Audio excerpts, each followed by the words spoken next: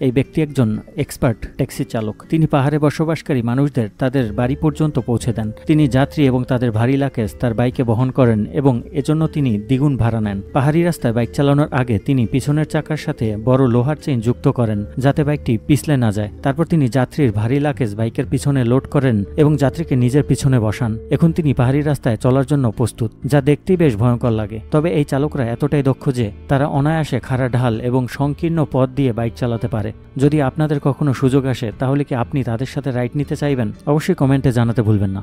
এটি বিশ্বের সবচেয়ে ধারালো ছুরি, যার মানে এই ছুরিটি এতটাই ধারালো যে এটি কোনো শক্তি প্রয়োগ করা ছাড়াই একটি পানির বোতল মসৃণভাবে কেটে ফেলতে পারে। দেখে মনে হয় এটি যেন মাখন কাটছে। এটি একটি কৃত্রিম আঙ্গুল যা দেখতে আসল আঙ্গুলের মতো, তবে এটি রাবার দিয়ে তৈরি এবং এটি তখন ব্যবহার করা হয় যখন কারো আঙ্গুল কাটা পড়ে, যা তাদের হাতকে অস্বস্তিকর দেখাতে পারে।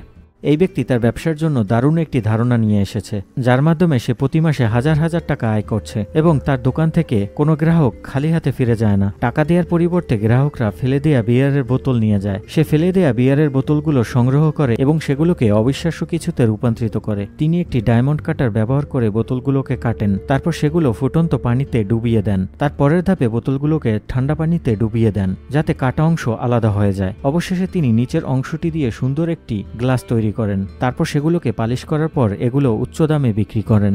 আমরা যখন আমাদের ঘরের দেয়ালে প্লাস্টার করাই তখন একটি দেয়ালে প্লাস্টার করতে পুরো দিন লেগে যায় এবং পুরো ঘর প্লাস্টার করতে অনেক সময় লেগে যায়, যা আমাদের সময় এবং টাকার অপচয় করে। তবে একটি মেশিন একদিনের মধ্যে পুরো ঘর প্লাস্টার করতে পারে, তাও সিমেন্ট অপচয় না করে, যা সত্যি চমকপ্রদ। ঘর তৈরি করার পর আমরা টাইলস, মার্বেল বা কার্পেট বিছাই, কিন্তু চীনারা জলরোধী টাইল ওয়ালপেপার ব্যবহার করে, যা মেঝেতে লাগানোর পর 10 বছর পর্যন্ত টিকে থাকে। শুধু তাই নয়, তারা তাদের ঘরের দেয়াল সাজাতে ওয়াল ব্যবহার করে, যা দেখে কেউ বুঝতে পারবে না যে এটি কৃত্রিম দেয়াল এবং এটি দেখতে খুবই সুন্দর।